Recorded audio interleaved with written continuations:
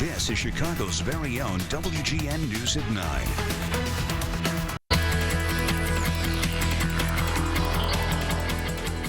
On the Medical Watch, a transplant that keeps professional athletes in the game works the same way to keep regular patients on their feet.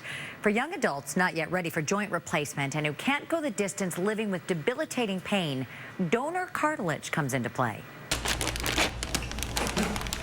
It's about the size of a quarter, an intact, healthy piece of cartilage orthopedic surgeon Dr. Brian Cole will transplant into his patient's knee. I'd like to pull this bone graft out of here. The procedure is called Osteochondral Allograft, but before Dr. Cole could do the surgery, he needed donor tissue. Think of it like an organ donation. This cartilage is alive, the bone is alive, and we're going to use a small cylinder of cartilage and bone taken from this graft. Someone who would otherwise donate their heart, liver, and lungs also donates their cartilage. Typically, they're very young donors. Most of them have died in traumatic accidents and things of that nature, but we utilize their cartilage to treat local spots of arthritis. Once the donor cartilage is tested and deemed safe for transplant, a process that takes about 14 days, the graft is pressed right into the defective area. It's not a new concept, and the surgical intervention is rare compared to the number of joint replacements performed annually.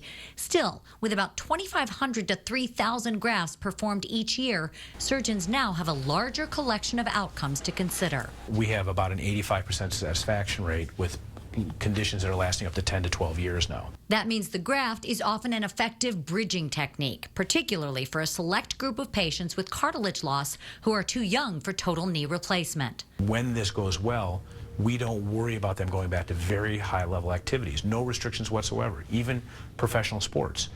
In contrast with metal and plastic, that's just not an option. She's not a professional athlete, but Kristin Kent's knee once threatened her career in the same way.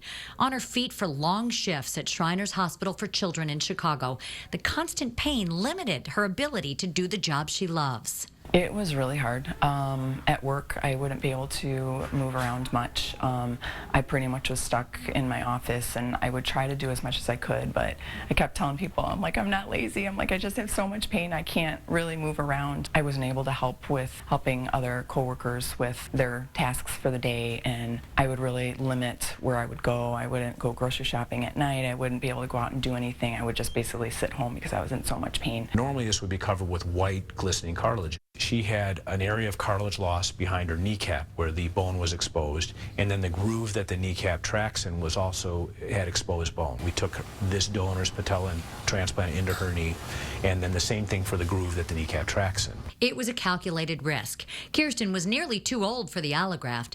The transplant works best on younger patients who don't have the arthritic changes and degenerative disease that often come with age. But Kirsten and Dr. Cole were willing to take a chance. What we're learning is that if we push the envelope, many of these patients can also be helped with the same technologies we apply to our other age groups. But I was told that I was too young to get a knee replacement and that I would need too many revisions down the road. So really this was my last option. I feel really, really good. I keep saying I never thought that I would see this day. Unlike an organ transplant, cartilage transplant patients don't need to take anti-rejection drugs. Recovery takes about 3 to 6 months, with most patients back to full activity after 8 months. Back to you.